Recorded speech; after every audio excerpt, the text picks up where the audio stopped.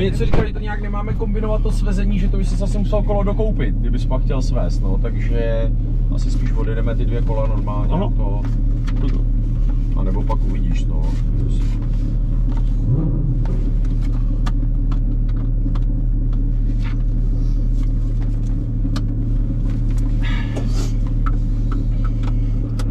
Jo, ty, no, nemáme rukavice, ale to nevadí, já ti učím tyhle. Děkuju.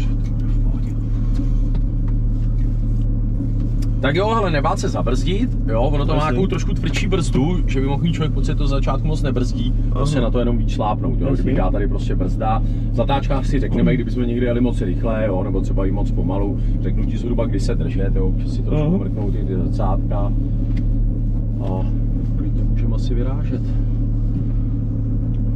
Jo, takhle to zmáčkej ze zhora, to šoupni tak ten blue, tady se vlastně ukáže Dčko a musíš trošku přidat plyn, aby se to rozjelo.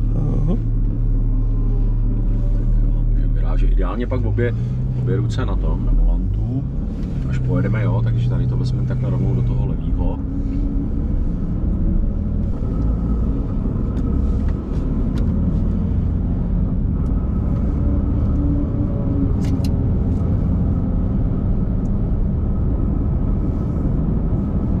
Jo, jinak klidně si můžeš zařadit ty pádlama, nebo občas tam já třeba podřadím před zatáčkou, takže, nebo jinak si to zařadí samo.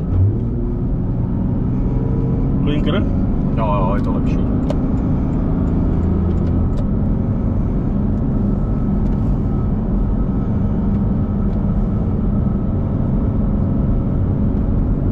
Jo, ty máš ale 2 kola, tak dáme 1 kolo takhle volněji, ať se to trošku dobořeje. Jasný. Ty aspoň uvidíš tu tráť. Jo.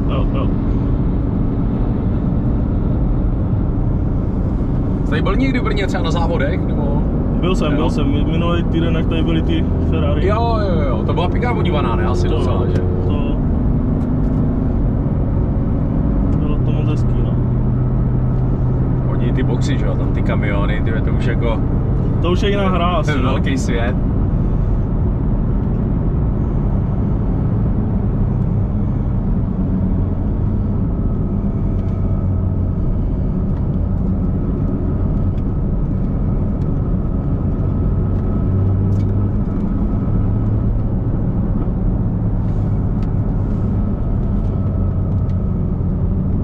To klidně můžeš svižnějit, co? No.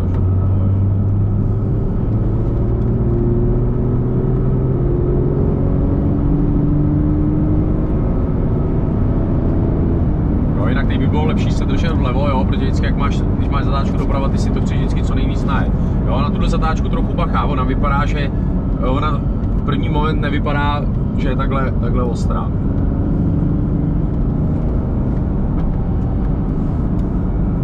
A kde jste byli koukat na to Ferrari tady? Ten má na Cčku? Byli jsme tady na Cčku a pak jsme byli na kryté tribuně, protože začal chcát. Jo. Počkej, která je krytá? U cílovky. Jo, jasně, tady taková klasická. Proti cílovky, no.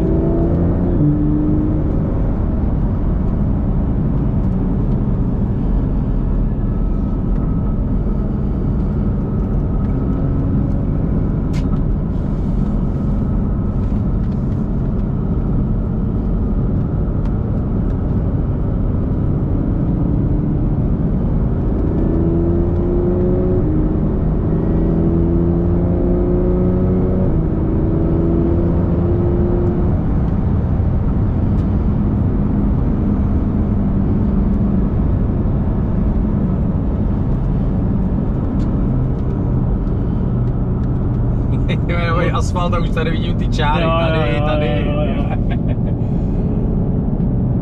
Takže tady pěkně nagumovaný. Škoda, že tamhle z té tribuny, že není vidět až do té šmoncovky, tam by to bylo jinak dobrý, že by to bylo. Je to tak, no. Že by tam, jo, že tady je blbej tenhle ten hrt, kdyby se srovnalo, že to by stalo strašný prachy. No. Jo, že to by byla jinak super turbino, že bys viděl tady do šmoncovky, do toho kopce všechno. No.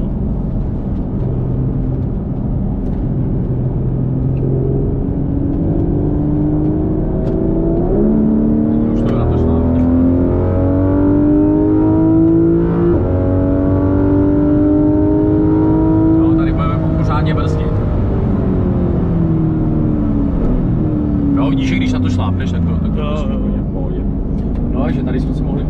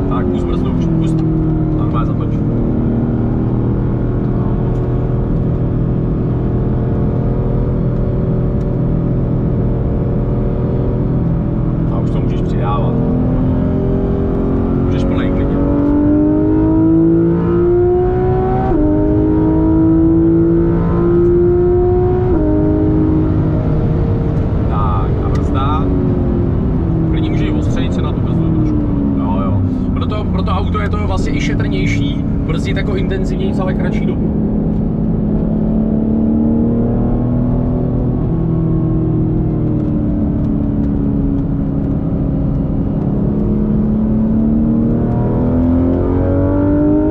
A tady ideálně doleva, jestli tam nic nejede.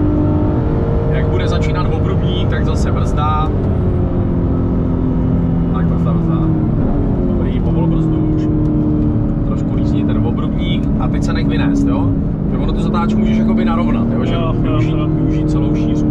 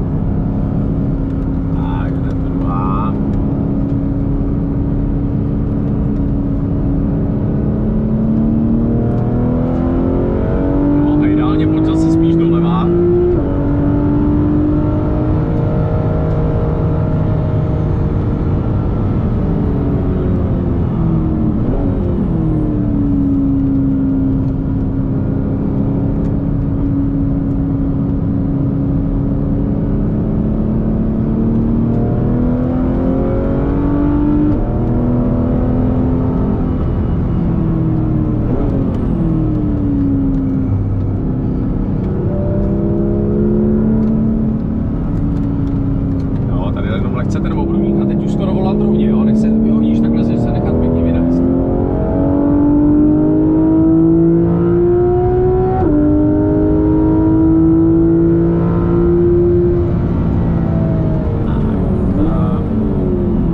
Už povol brzdu. Takhle sem. Tak, dobrý. A už to můžeš přidávat.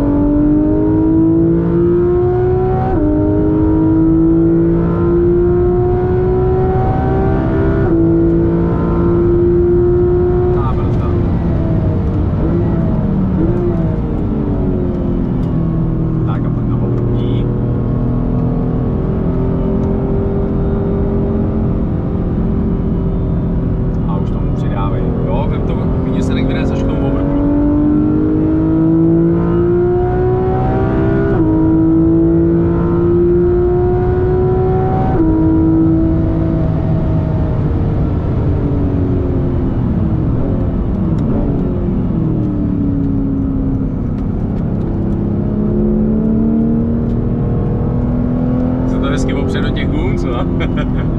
Na začátku jsem tomu nevěřil. No jasně, no ale jak to člověk nezná, že teď...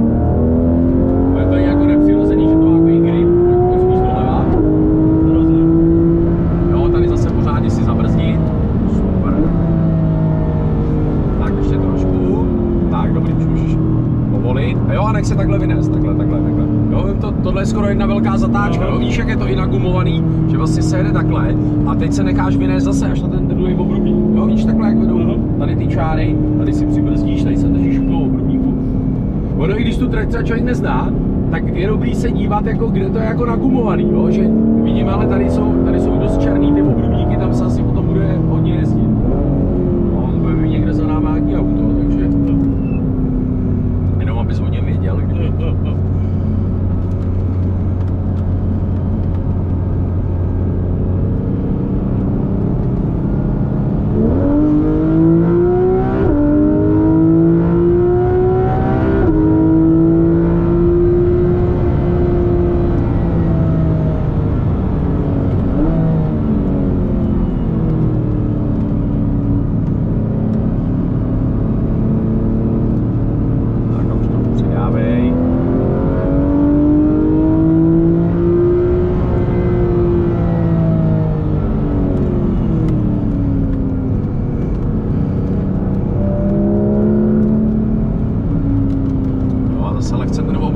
Tak jak jede ta Audina, jo, podívej se, jak on se nechá úplně vynést.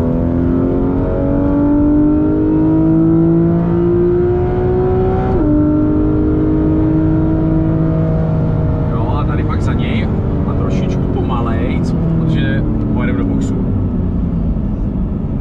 Tak co, jaký jsou pocity? Jsi neřekl to vůbec celou dobu. Prý už si to vstřebat trošku. Musím. Ale je to super. On je vždycky pak ještě větší zážitek sednout do toho normálního auta, normální guma, když pak odjíždíš a aha, počkej, se nějak naklání, ne? Co to je tohleto? Jo, to jo, tady takhle. Jo no. Je to úplně jiný svět jako, co ti budu říkat. Jak je, ale to auto je taky dobře čitelný, víš, že jako hrozně. cítíš ten podvozek, je, člověk jako neví, co od toho má čekat, ale říká, hele, tak dobrý, furt dobrý. Právě.